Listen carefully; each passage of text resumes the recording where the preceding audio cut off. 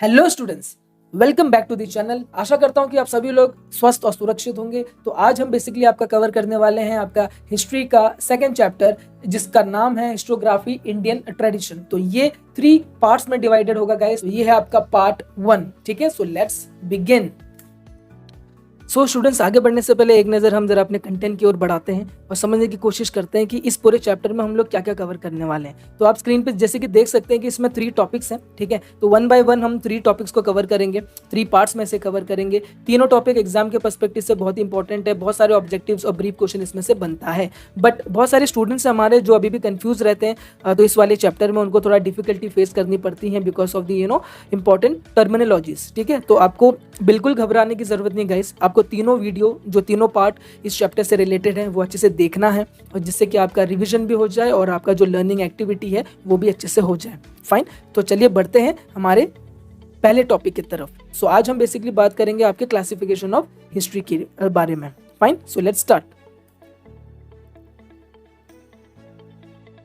Indian history को जानने से पहले स्टूडेंट्स, आप सभी को ये पता होना चाहिए कि इंडियन हिस्ट्री की शुरुआत कहाँ से हुई है। ठीक है, तो इसको समझने के लिए हम इंडियन हिस्ट्री को 3 पार्ट्स में डिवाइड करते हैं। फाइन, सबसे पहला है आपका एंशिएंट हिस्ट्री, फिर मेडिवल हिस्ट्री और फिर मॉडर्न हिस्ट्री। ये 3 स्टेजेस हैं कि जहाँ से आपके इंडियन हिस्ट्री इवॉल्व हुई है। ठीक है, तो एंशिएंट हिस्ट्री के बारे में आप जैसे कि आप सभी को पता है कि इसकी शुरुआत आपके हड़प्पा और मोहनजोदारो सिविलाइजेशन के साथ तो शुरू हुआ है। और मॉडर्न हिस्ट्री के बारे में तो आपको पता ही है कि जिस युग में और जिस टाइम में अभी हम लोग जी रहे हैं, तो वो आपका मॉडर्न हिस्ट्री में इंक्लूडेड आ जाता है। कुछ अगर मैं आपको किंग्स और कुछ राजा और कुछ लीडर्स के बारे में बताऊं जिससे आपको बेटर कनेक्शन हो सके। बहुत सारे स्टूडेंट हैं जो प्रॉपर कनेक्ट नहीं कर पाते हैं ancient history, medieval history, modern history को। ठीक है, तो कुछ मैं आपको लीडर्स और प्रोमिनेंट फिगर्स के इमेजेस शो करूंगा जिससे आपको बेटर समझ में आ जाएगा। फॉर एग्जाम्पल, अगर मुझे एंशिएंट के बारे में बताना हो तो मैं आपके सामने पेश करता हूँ कि अशोका द ग्रेट लीडर। ठीक है, आपने चंद्रगुप्त मौर्य का नाम सुना होगा, अशोका का नाम सुना होगा, तो ये सभी लीडर आपके एंशिएंट टाइम्स पे बिलोंग करते थे। ठीक है, वहीं अगर मैं मेडिवल पीरियड की बात करूं तो मेडिवल पीरियड में आपके मुगल रूलर्स तो प्रोमिनेंट थे। फॉर एग्जांपल बाबर, फिर आपका अकबर है, अकबर द ग्रेट लीडर, फिर शाहजहां, औरंगजेब, तो ये सभी लीडर्स आपके मेडिवल पीरियड में बिलोंग करते थे। ठीक है, फिर अगर मॉडर्न की बात करें तो मॉडर्न पीरियड में आपके छत्रपति शिवाजी महाराज, मराठा सुप्रीमेसी से जिसकी शुरुआत होती है। फाइन, और फिर धीरे धीरे जाके ब्रिटिश साम्राज्य इसे कंट्रोल करता है। तो ब्रिटिश तो जब से ब्रिटिश ईस्ट इंडिया कंपनी जब इंडिया में आई, उन्होंने सी डिवाइड और रूल के पॉलिसी के जरिए तो इंडिया को कंट्रोल करना शुरू कर दिया। फिर धीरे धीरे हमें इंडिपेंडेंस मिला और इंडिपेंडेंस के बाद आज हम पोस्ट इंडिपेंडेंस एरा में जी रहे हैं। ओके, तो ये आपका एक क्लासिफिकेशन रहा पूरे हिस्ट्री का, और हम ये पूरे चैप्टर में यही समझने वाले हैं कि कैसे इंडियन हिस्ट्री एंशिएंट से मेडिवल पीरियड में और मेडिवल से मॉडर्न पीरियड में बदलाव होते गया इंडियन हिस्ट्री का, और किस तरह वो एक इवॉल्व होता गया अलग अलग स्टेजेस में। फाइन, तो अगर आपको कंटेंट अच्छा लगता है गाइस तो प्लीज सब्सक्राइब कीजिए और अपने फ्रेंड्स तक शेयर कीजिए। ठीक है, तो आज हम सबसे पहले एंशिएंट हिस्ट्री के बारे में बात करेंगे, समझने की कोशिश करेंगे कि किस प्रकार से एंशिएंट हिस्ट्री में तो इंडियन हिस्ट्री को दर्शाया गया है, किस प्रकार से उसमें क्या क्या ऐसी चीजें हैं जो हमें पता चलती हैं एंशिएंट हिस्ट्री के बारे में। ठीक है, सो चलिए शुरू करते हैं, आगे बढ़ते हैं। सी स्टूडेंट्स, अगर हम लोग बात करें हमारे एंशिएंट पीरियड की और उसमें किस प्रकार की हिस्ट्री लिखी जाती थी, और आज के समय में जो हमारी जनरेशन है वो कैसे हमारे इंडियन एंशिएंट पीरियड के बारे में जानने की कोशिश करती है, कैसे हम पता करते हैं कि वो टाइम पे क्या क्या एक्टिविटीज़ होते थे, तो वो सारी चीज़ें आपको ये स्लाइड में पता चलेगा। कि आप इसमें देख सकते हैं कि इसमें लिखा है कि the great deeds of the ancestors, जो हमारे पूर्वज हैं और उनके जो माइथोलॉजिकल ट्रेडिशंस हैं, तो वो अभी भी प्रिजर्व है with the help of the following things. आप देख सकते हैं कि ओरल रिसाइटल्स, क्योंकि पुराने ज़माने में न्यूज़पेपर, प्रिंटिंग प्रेस तो होता नहीं था, तो जो भी इन्फॉर्मेशन आपके पास है तो आपको शेयर करना होता था, ओरली दूसरे को शेयर करके आपको वो इन्फॉर्मेशन एक जनरेशन से दूसरे जनरेशन तक पास ऑन करनी होती थी। ठीक है, तो ये हमारा पहला पॉइंट हो गया। फिर सेकंड आप देख सकते हैं रॉक्स और केव्स में, तो जैसे जैसे राइटिंग शुरू हुआ तो लैंग्वेज शुरू हुआ, तो लोगों ने पेंटिंग करना शुरू किया रॉक्स में, पत्थरों में। ठीक है, अगर आपको कभी मौका मिले तो अजंता और एलोरा केव आप जाना, महाराष्ट्र में, उधर आप देखोगे कि किस प्रकार से पेंटिंग्स हैं, स्कल्पचर बनाए रखे हैं, तो वो आपको पुराने ज़माने का जो कल्चर है, जो उनकी हिस्ट्री है, तो उसको थोड़ा समझने में हेल्प करेगा। ठीक है, फिर आता है हमारा inscription. See inscriptions are nothing but your writing on the rocks. आप देख सकते हैं ये वाले फोटो में, यहाँ पर पत्थरों में कुछ लिखा गया है, कुछ इन्फॉर्मेशन, कुछ मैसेज देने की बात हो रखी है, ठीक है। तो अगर कभी भी राजा लोगों का तो किसी को कुछ मैसेज देना था तो उन लोग लिखते थे इसमें, और ये पिलर आप देख सकते हैं बीच में, तो पिलरों में भी लिखते थे, ठीक है, और मार्केट के बीच में रख देते थे कि ताकि लोग आए पढ़ें और वो चीज़ को समझें कि क्या उनमें मैसेज दिया गया है। ओके, फिर स्कल्पचर की बात होती है, स्कल्पचर बनाए गए, मूर्तियाँ बनाई गई, फाइन, और वो सभी चीज़ें आज हमें मंदिरों में मिलती हैं। तो आप देख सकते हैं कि कितना ब्यूटीफुल आर्ट वर्क तो होता था वो टाइम पे। फिर लास्टली हम देखेंगे कि इसी कॉइन्स और सील्स की मदद से भी हमें पुराने ज़माने की हिस्ट्री के बारे में बहुत कुछ जानने मिलता है। सी कॉइन्स आप देख सकते हैं राइट हैंड साइड पे, ये कॉइन्स हैं, है ना। तो इसमें किसी के फोटोज़ हैं, राजा रानियों के फोटोज़ हैं, तो आपको इससे पता चलेगा कि उनकी लाइफस्टाइल कैसी थी, उनका पहनने का तरीका कैसे था, क्या क्या मटीरियल उन लोग यूज़ करते थे, फाइन, और क्या वेपन्स होते थे, तो कैसे उनकी लैंग्वेज होती थी।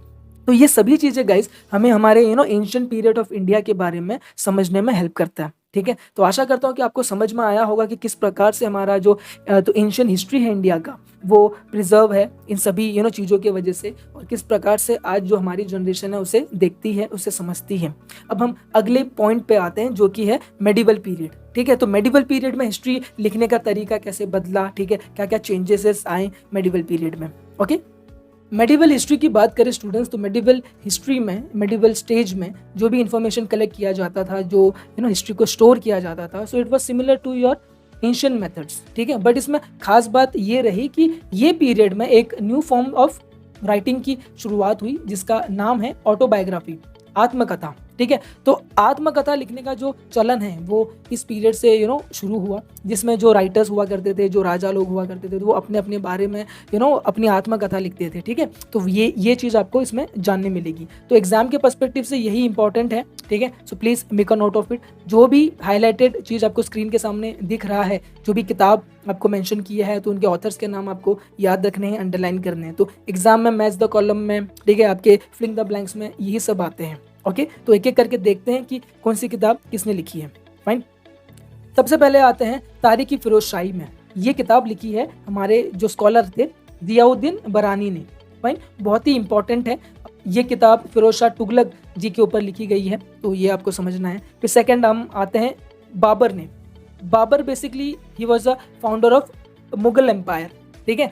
और तो बेसिकली तो उन्होंने अपनी ऑटोबायोग्राफी खुद लिखी है और जिसका नाम रखा है तुजुकी बाबरी, ठीक है। नाम याद रखना गाइस बहुत ही इंपॉर्टेंट है। तुजुकी बाबरी किसने लिखी है? बाबर ने लिखा है, ठीक है। तो ये एक पर्शियन लैंग्वेज में लिखा है, तो इसलिए उसका नाम थोड़ा आपको अलग तो दिखाई देगा, ठीक है। फिर हम बात करते हैं अबुल फैज, ठीक है। अबुल फैज जी ने तो आपका लिखा है अकबर नामा, ये किताब लिखा है, और ये किताब में आपको राजा अकबर की कहानी मिलेगी। फाइन, और एक चीज़ और बता दूं गाइस कि ये सारे राइटर्स के अलावा भी बहुत सारे फॉरेन ट्रैवलर्स जो इंडिया में विजिट किए थे, तो for various purpose like education, tourism, your philosophical research, spirituality, तो ट्रेड के लिए, तो जितने भी पर्पस के लिए फॉरेन ट्रैवलर्स इंडिया में आए, तो उन्होंने भी जो उनको दिखाई दिया इंडिया में वो उन्होंने लिखने की कोशिश की, और इससे ही हिस्ट्री पे हिस्ट्री बनता गया, और आज हम वो सब देख रहे हैं और पढ़ रहे हैं, ठीक है, कि मेडिवल पीरियड में क्या होता था, क्या उनकी लाइफस्टाइल थी, क्या क्लाइमेट था, क्या सोशल, पॉलिटिकल और इकोनॉमिकल कंडीशन थी सोसाइटी की, ठीक है। तो ये इन्हीं राइटिंग की वजह से हमें पता चलता है। फाइन, तो कुछ एग्जांपल आप देख सकते हैं कि अल्बेरोनी, इब्न बटूटा, मार्को पोलो, ये कुछ फॉरेन ट्रैवलर्स थे जो बाहर से इंडिया में आए थे और उन्होंने कुछ लिखा इंडिया के बारे में, ठीक है। अब लास्ट जो टॉपिक है वो है आपका बखर, ठीक है। तो ये जो बखर है काफी इंपॉर्टेंट है, शॉर्ट नोट्स के लिए आपका आ सकता है। ये बेसिकली बखर ये एक आपका हिस्टोरिकल डॉक्यूमेंट है, याद रखना गाइस, ठीक है। क्या है बखर? ये आपका एक हिस्टोरिकल डॉक्यूमेंट है, तो जिसमें आपके राजा रानी और बड़े बड़े लीडर्स की तो हीरोइक कहानी के बारे में जिक्र है, ठीक है। उनके बैटल्स के बारे में जिक्र है, उनके ग्रेट लिविंग और लाइफस्टाइल के बारे में जिक्र है, ठीक है। तो बखर है, तो बखर बेसिकली महाराष्ट्र में ज़्यादा फेमस है, और इसमें सबसे फेमस है आपका सभासद बखर, ठीक है। तो बेसिकली इसमें आपको छत्रपति शिवाजी महाराज का रूल का जिक्र मिलेगा, ठीक है, इंफॉर्मेशन मिलेगा। ओके, सो ये बात रही हमारी मेडिवल पीरियड की, ठीक है। तो एंशिएंट से मेडिवल, अभी हम आगे पढ़ेंगे मॉडर्न पीरियड के बारे में, कि मॉडर्न पीरियड में तो इंडियन हिस्ट्री को किस तरह से लिखा गया, किस विचारधारा से लिखा गया, और कैसे शेप किया गया इंडियन हिस्ट्री को, ठीक है। So let's proceed ahead.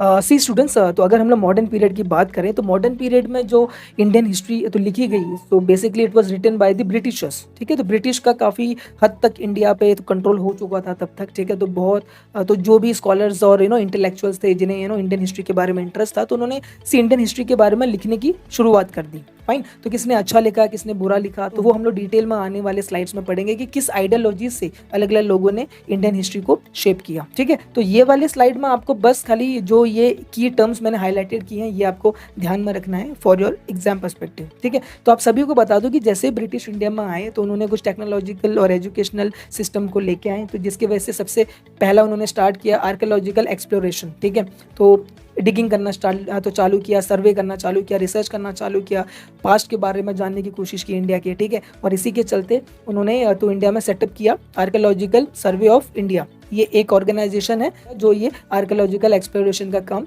कर रही थी। फाइन, तो इसके जो पहले डायरेक्टर जनरल थे वो, उनका नाम बहुत इंपॉर्टेंट है गाइस, वो नाम याद रखना, it is sir Alexander Cunningham. बहुत ही इंपॉर्टेंट नाम है।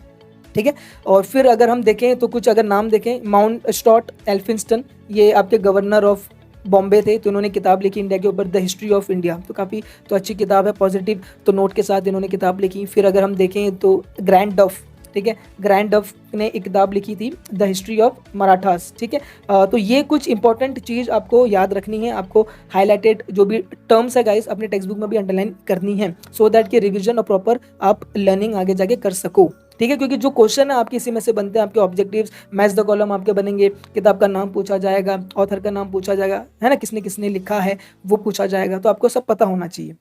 तो आने वाले पार्ट 2 में हम लोग पढ़ेंगे कि किस किस आइडियोलॉजी के चलते अलग अलग लोगों ने इंडिया के बारे में लिखा है, क्या पॉजिटिव लिखा है, क्या नेगेटिव लिखा है, क्या विचारधारा से उन्होंने लिखा हुआ है। ठीक है, तो आज के लिए इतना ही, और आशा करता हूँ कि आपको कॉन्सेप्ट काफ़ी अच्छे से समझ में आया होगा, आपको समझ में आया होगा कि कैसे एंशंट से मेडिवल और मेडिवल से मॉडर्न तक इंडियन हिस्ट्री कैसे इवॉल्व हुआ और कैसे बदलते गया। ठीक है, चलिए, थैंक यू।